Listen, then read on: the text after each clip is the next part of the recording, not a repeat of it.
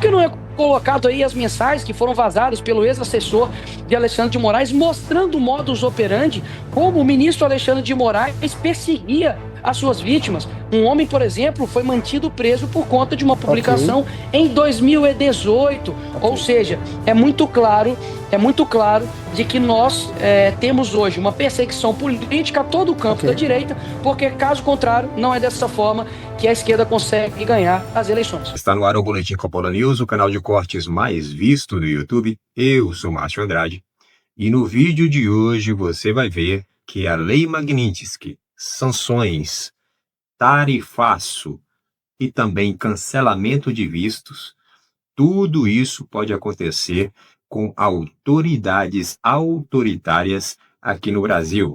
Algumas coisas já aconteceram, mas tem muito mais coisas por vir. Portanto, se inscreva no canal, deixa o seu comentário e deixa também o seu like. Se liga aí! Sobre essa conclusão da revista The Economist, nós convidamos agora dois deputados para comentarem o assunto. São eles Guilherme Boulos, do PSOL, e Nicolas Ferreira, do PL. Aos dois, eu agradeço pela presença aqui na CNN. Muito obrigado por aceitarem o convite. Cada um terá 2 minutos para a resposta. Aí eu posso citar um ok para poder sinalizar o final do tempo. Não quero atrapalhar a linha de raciocínio de cada um, mas só para poder finalizar a fala, sinalizar para finalizar a fala. Eu vou começar com o deputado Guilherme Boulos. Deputado, o Brasil ensina os Estados Unidos no quesito democracia, segundo a revista? Boa noite, obrigado pela presença. Boa noite, Leandro. Boa noite a todos que nos acompanham aí na CNN. Daqui a pouco a extrema-direita brasileira já está chamando a The Economist de comunista. Mas o que a capa da The Economist traz é um fato óbvio. Os Estados Unidos se acovardaram na hora de julgar aqueles que tentaram dar um golpe no 6 de janeiro no Capitólio, e o Brasil não. O Brasil mostrou firmeza para que aquele golpe, aquela tentativa de golpe, que não foi apenas o 8 de janeiro, teve todas as ações preparatórias que estão na denúncia do Gonê, para que aquilo possa ser julgado e os responsáveis punidos.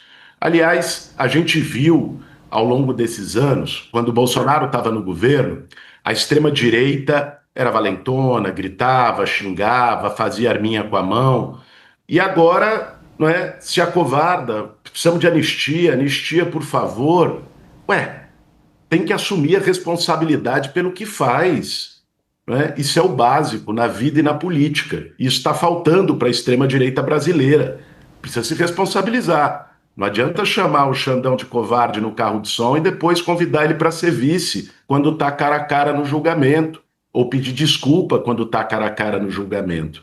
Então, o que está acontecendo hoje no Brasil é o devido processo legal de responsabilização daqueles que tentaram dar um golpe de Estado. A tentativa de golpe de Estado, vale dizer, ela está prevista no Código Penal. Eles jogam com a confusão, dizendo, mas não conseguiu dar um golpe, foi só uma tentativa. Ora, se tivesse conseguido dar um golpe, não seriam julgados, porque teriam estabelecido uma ditadura que é a finalidade de todo golpe de Estado. A própria tentativa de golpe já está configurada como crime, está mais do que evidente que eles tentaram o golpe de diversas maneiras, não conseguiram, porque até em dar golpe são incompetentes e a partir disso estão sendo julgados para responder pelos seus crimes. É assim que tem que ser num Estado democrático de direito. Ok. Deputado Nicolas Ferreira, o Brasil ensina os Estados Unidos no quesito democracia, segundo a revista. Muito boa noite, obrigado pela presença. Boa noite, Leandro. Boa noite a todos que acompanham. Depende. Se a democracia for a relativa do Lula, que convida um ditador como Nicolás Maduro aqui para o Brasil, então, se eles acham que isso que é democracia, de fato, eu não posso falar nessa democracia. A democracia que eu acredito, ela não condena pessoas que quebraram patrimônio público, cometeram um crime, mas que tem uma desproporcionalidade gigantesca quando se trata de crime organizado e crimes que acredito que essas pessoas que ficaram 2 anos sem nenhum tipo de condenação, mas presas em uma penitenciária, eu posso chamar isso de democracia. Até mesmo porque a esquerda cansou de fazer isso, inclusive em propriedades privadas, né, com o MST, e nunca sofreram nenhum tipo de condenação por isso. Até mesmo tem pessoas que, enfim, está aqui ao meu lado, que já defenderam aí depredação de patrimônio público, né, como ali no MASP, e simplesmente não aconteceu e não pediu nenhum tipo de condenação para essas pessoas. Quer dizer sobre covardia? Peraí. Em 2017, quem estava chamando o ministro Alexandre de Moraes de ser um genocida da população jovem, negra de São Paulo, não fui eu. O que mudou? Eu pergunto para o Boulos, que agora ele defende Alexandre de Moraes com unhas e dentes. O que mudou? Deixou de fato de ser covarde ou agora mudou a sua visão com relação às medidas autoritárias do Alexandre de Moraes? O Bolsonaro não está sendo julgado nem pelo plenário, está sendo julgado por uma turma em que 5 deles, 2 ali foram indicados pelo PT, os outros 2 também indicados pelo Lula, um sendo ex-advogado do Lula e o outro amigo de Lula, que é o Dino, e o outro é o Alexandre de Moraes, que tem parte interessada no julgamento, afinal de contas, ele também se coloca como vítima. Não estamos dando exemplo de absolutamente nada, o mundo já está vendo isso, e espero que, obviamente, essas pessoas tenham penas proporcionais, né? E aquilo que não está sendo feito, ou seja, que sejam, então, anistiadas, já que não tem senso de responsabilidade pelo jurídico do nosso país. Ok. Já que um foi citado, eu vou conceder agora 1 minuto para cada um. Começar com o Guilherme Boulos, deputado. Obrigado, Leandro. Eu achei muito curioso o deputado Nicolas ter citado o crime organizado. É importante ele ter a oportunidade de se explicar por que ele resolveu ajudar o crime organizado ao ter inventado a fake news sobre o Pix. Aliás, hoje esse é o assunto do Brasil, né? Ele inventou a fake news que o governo ia taxar o Pix, criou uma fake news com grande impacto na sociedade, forçou o governo a recuar numa medida que era para evitar a lavagem de dinheiro do crime organizado, e hoje nós estamos vendo como o crime organizado se infiltrou na Faria Lima, em todos os espaços onde a extrema-direita caminha tão bem, anda de mãos dadas com o bilionário, como sempre fez. Agora, é muito engraçado, chega a ser quase surreal ver a extrema-direita falando de ditadura. Veja, você criticar o Supremo Tribunal Federal é normal, é parte de uma democracia. Eu já fiz isso várias vezes, e não foi só contra o Xandão, não. Já fui processado pelo Gilmar Mendes por críticas. Nenhuma instituição, nem nenhuma figura está acima da crítica. Mas eu nunca planejei matar nenhum deles. Eu nunca planejei fechar o Supremo com um cabo e 2 soldados. Aí é que está a diferença. Eles vendem como se fosse censura crítica. Não é nada disso. Cometeram crimes e agora estão respondendo e querem se esconder debaixo da saia do Donald Trump. Okay. É isso que está acontecendo no Brasil nesse momento. Okay.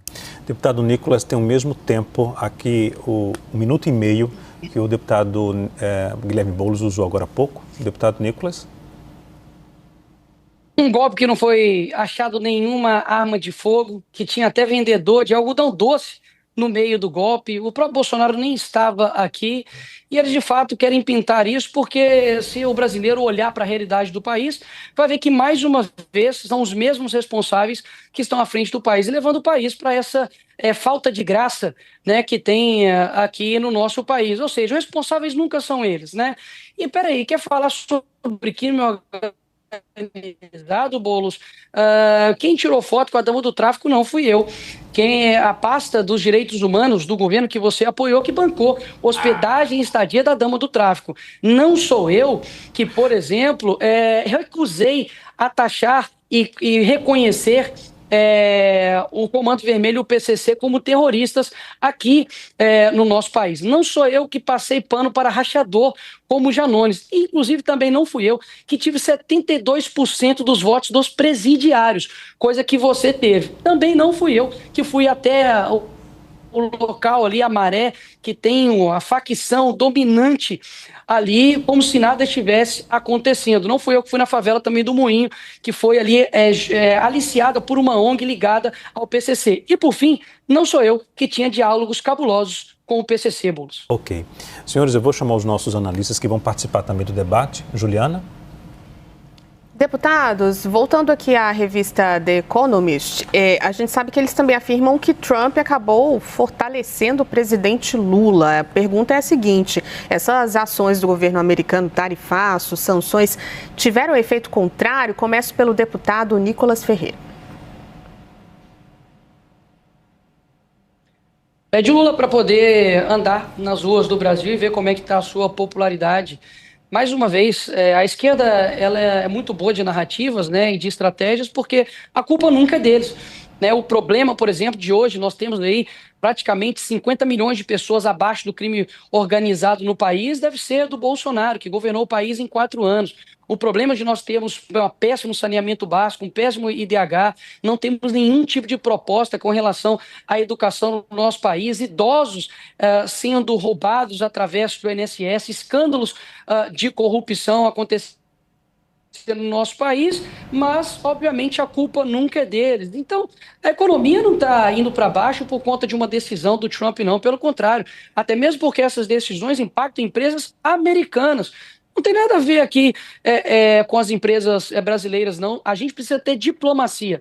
Não é chantageando, não é provocando os Estados Unidos e criando uma falta de diplomacia que a gente vai atrair o nosso maior cliente, que coloca mais de 200 bilhões aqui de dólares de aporte no nosso país. Não é xingando, por exemplo, Elon Musk, como a gente já fez, que a gente vai conseguir atrair os Estados Unidos para cá. Não é falando que o Lula é um nazista, né, de moeda trocada, como o Lula diz, que a gente vai conseguir resolver esses problemas. O Brasil, por exemplo, é um país que está aí, que aumentou de 10% para 50%.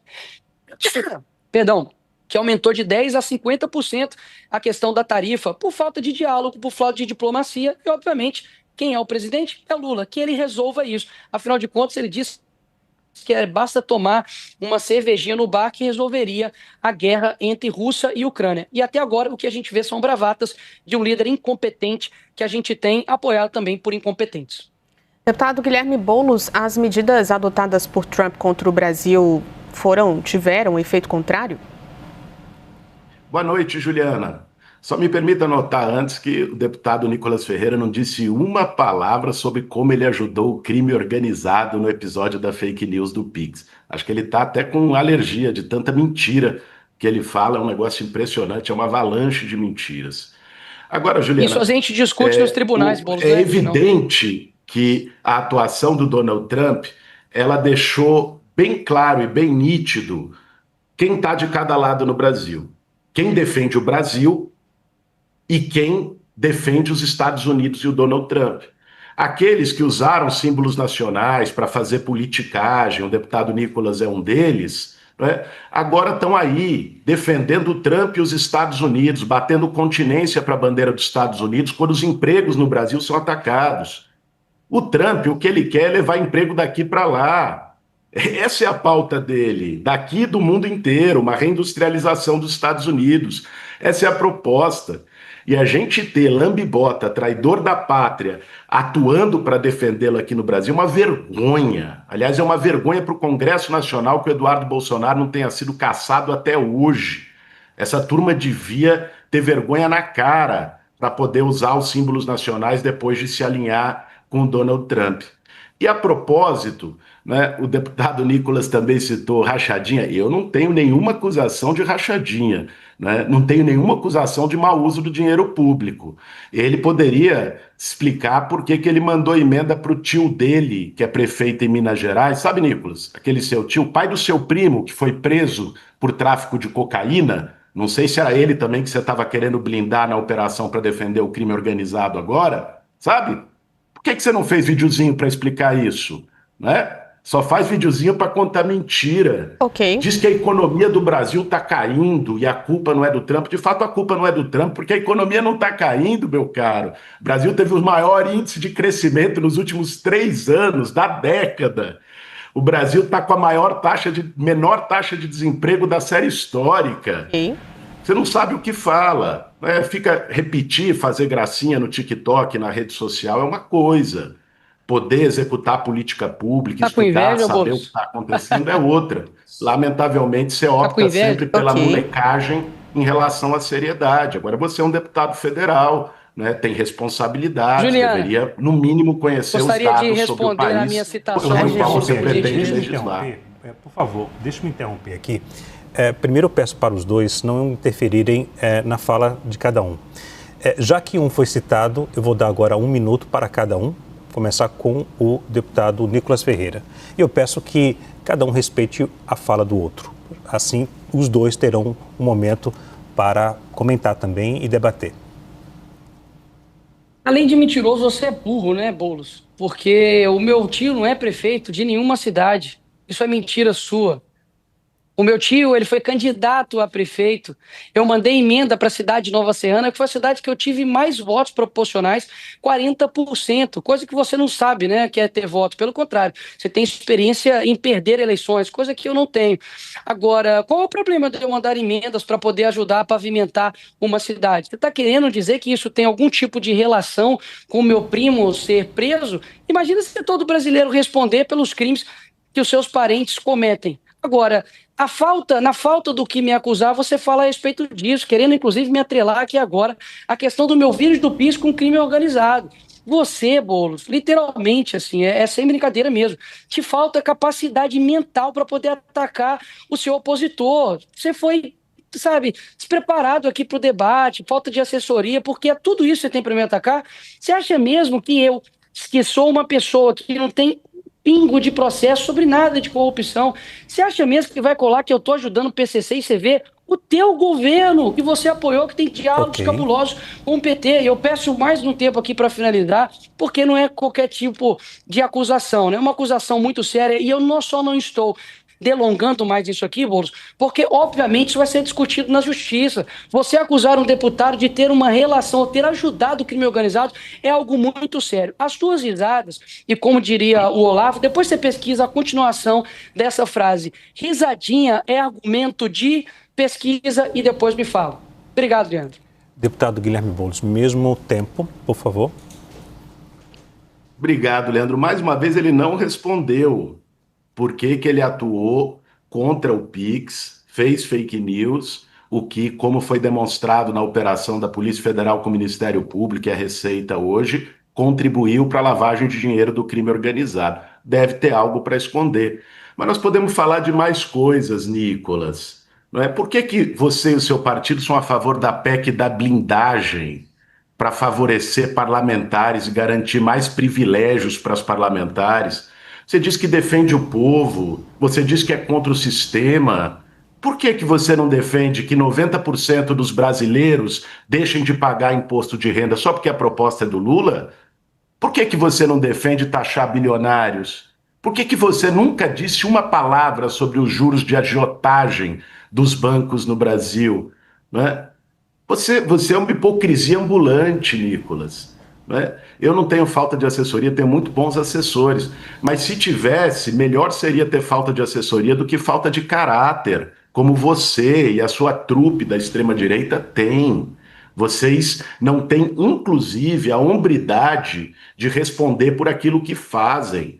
No momento de cometer crime, era todo mundo valentão, dizendo até que era da SWAT. No momento de responder pelos crimes... Ai, por favor, pelo amor de Deus, me dá anistia, devolve meu passaporte. Agora o Brasil virou uma ditadura. Vocês não têm ideia do que é ditadura. Ditadura é o que vocês sempre defenderam. É a ditadura que fez o AI-5, pelo qual vocês fizeram ato defendendo em homenagem, que fechou o Congresso, que perseguiu opositores. Ok. O Bolsonaro não está sendo julgado no porão do DOPS, não. Está sendo julgado com amplo direito de defesa e transmitido para o Brasil inteiro. Vocês não têm autoridade moral para falar sobre democracia. Okay. Sempre foram defensores da ditadura militar. É isso que você, ainda moleque, e o seu campo político representam. Lamento. Se isso te dói e faz você atacar, vir para a ofensiva, ficar vermelho, deputado, eu lamento, mas são os fatos. Senhores, eu vou chamar o nosso analista Pedro Venceslau, que também participa do debate. Pedro? Boa noite, deputados. Começando pelo Nicolas. O deputado licenciado Eduardo Bolsonaro disse que não vai haver eleição em 2026 se não tiver a presença de Jair Bolsonaro, que está inelegível. Dito isso, disse também que Donald Trump não vai reconhecer as eleições do ano que vem se não tiver a presença do ex-presidente da República. Nicolas, eu te pergunto, depois faço a mesma pergunta para o Guilherme Boulos. Isso significa que não deve acontecer eleição no Brasil em 2026 sem a presença de Jair Bolsonaro? O que significaria Donald Trump não reconhecer essa eleição? As eleições de 2026 sem o Bolsonaro é uma clara tentativa de burlar o processo eleitoral, porque, afinal de contas, saem pesquisas todos os dias mostrando que Bolsonaro ganharia de Lula. Ou seja, é muito fácil você tirar um oponente numa corrida eleitoral dizendo que ele cometeu um golpe, falando que é em defesa da democracia, inclusive, antes mesmo da condenação, o ministro pela democracia dizendo que já está preparando a cela dele, ou seja, podemos dizer que já é um julgamento, né, com cartas marcadas? Óbvio, é um julgamento onde as pessoas têm parte interessada naquele processo, suspeição para quê, né? Então é claro que eles não deixam o Bolsonaro concorrer à eleição, não por conta de corrupção, tá? Não tem uma linha de corrupção ali, nunca foi condenado por nada. Bolsonaro, inclusive, está preso por conta de um suposto golpe. Olha só, é necessário inventar algo para poder colocar o Bolsonaro calado. Ele literalmente não está podendo dar entrevistas, coisas que o ex-presidiário do Lula, apoiado pelo Boulos, pôde dar, coisa que Champinha pôde também dar entrevistas. Pôde dar, por exemplo, também entrevistas Suzane Richthofen, o Marcola. Agora, todos cometeram crimes gravíssimos. Bolsonaro, que é o primeiro ex-presidente condenado por não corrupção, sai das eleições, obviamente, porque ganharia dessa incompetência que é esse governo atual. Então, esse recado que está dando é o seguinte: realmente vai ser ignorado a palavra da maior nação do mundo, do homem mais poderoso que nós temos, vai ser isso deixado de lado? Por que não é colocado aí as mensagens que foram vazadas pelo ex-assessor de Alexandre de Moraes, mostrando o modus operandi, como o ministro Alexandre de Moraes perseguia as suas vítimas? Um homem, por exemplo, foi mantido preso por conta de uma publicação em 2018. Ou seja, é muito claro de que nós temos hoje uma perseguição política a todo o campo da direita, porque, caso contrário, não é dessa forma que a esquerda consegue ganhar as eleições. O Brasil está passando por um momento muito delicado. As instituições, o poder legislativo, o judiciário, o executivo, estão completamente perdidos e estão completamente prejudicados, sem credibilidade, e tudo isso por conta de ações de pessoas da alta cúpula desses poderes. Pois bem, os três poderes, o poder legislativo, o judiciário e o executivo, eles tendem a estar harmônicos. Pelo menos é isso que diz a Constituição, deveria ser harmônicos, né? Deveria ter um equilíbrio entre os três poderes, cada um fiscalizando o outro, né? Na questão dos freios e contrapesos. A própria Constituição diz isso. Porém, na prática não é assim que funciona. O que a gente vê hoje no Brasil é justamente um poder sobressaindo sobre o outro. Então, o que acontece? Isso necessariamente vai refletir lá na ponta, ou seja, no indivíduo, no povo, na sociedade. Mas, ao que parece, as ditas autoridades não estão nem aí para esse negócio, né? Não estão nem aí para as instituições que elas próprias pertencem, né? Então, a coisa está em uma tônica de projeto, na verdade, já vem de muito tempo, aquela coisa do projeto de poder, do poder pessoal, né? Todas as ações são em benefício próprio ou em benefício da minha ideologia política, da minha visão de mundo.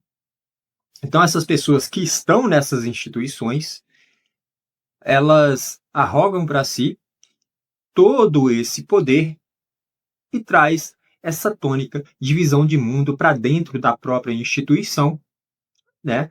E, obviamente, quando isso acontece, aí há uma corrupção própria, né? De corromper a própria instituição. Ou seja, o Brasil está em um patamar em que a alta cúpula que governa, que dirige o país, né? Ou seja, o pessoal do Poder Executivo, começando pelo Presidente da República, né? Aí tem o pessoal do Judiciário, começando lá pelo STF. Aí tem o pessoal do Legislativo, começando lá pelo Senado, né? Tem o pessoal lá da Câmara, que são os deputados e tudo mais, no Senado e senadores. E ao que parece, a coisa está se enveredando aí para algo muito grande aí, de penalização em relação aos Estados Unidos para com o Brasil. É isso. Essa é a situação em que o Brasil se encontra, essa é a situação em que a população brasileira, a sociedade do Brasil, a nação brasileira se encontra. Por esse vídeo é isso, se inscreva no canal, deixe o seu comentário e deixe também o seu like. Até breve.